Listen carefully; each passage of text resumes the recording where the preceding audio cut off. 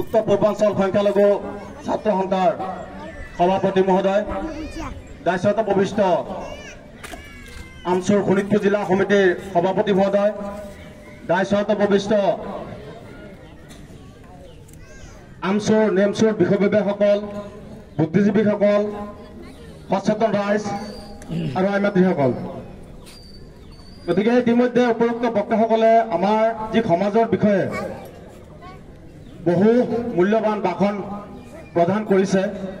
যদি আমি ভাষণসমূহ আমি যদি পৰৱৰ্তী সময়ত যদি মনত ৰাখি আৰু এই কথাসমূহ আমি সুচাৰুৰূপে যদি অনাগত দিনত পালন কৰি নিজৰ নিজৰ ল'ৰা ছোৱালীৰ ওচৰত বহাই কথাখিনি যদি আমি ঘৰত এটা সমালোচনা কৰোঁ, মই ভাবোঁ আমাৰ সমাজখন এটা ভাল দিশত গতি কৰিব।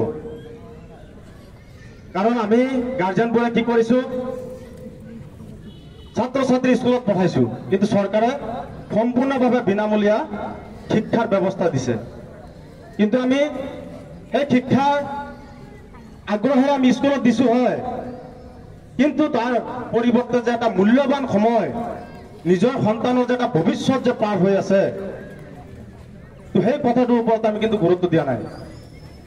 চাওক, প্ৰাথমিক আৰু মাধ্যমিক শিক্ষাটো যদি আমি ভালকে ল'ব নোৱাৰোঁ, তেতিয়াহ'লে কিন্তু আমি উচ্চ শিক্ষাও আমি ল'ব নোৱাৰিম। কাৰণ যেনেকুৱা আমি যদি গণিত যাওঁ, 1ৰ পৰা 1লৈকে আমি গণিত কৰিব লাগে। গতিকে আমি যদি পঢ়িব যাওঁ, তাৰ কাৰণে অ আ ক খ আমি শিকিব লাগিব। আমাৰ যিটো শিক্ষাৰ যিটো পৰিপুষ্ট যিটো দিশ, সেই দিশটো আমি গ্ৰহণ কৰিবৰ কাৰণে প্ৰাথমিক আৰু মাধ্যমিক শিক্ষাটো আমি ভালকে ল'ব লাগিব। আৰু তাৰ কাৰণে আমি যিসকল গাৰ্জেন আছোঁ, গাৰ্জেনে তাৰ ওপৰত বিশেষকৈ গুৰুত্ব দিব লাগিব।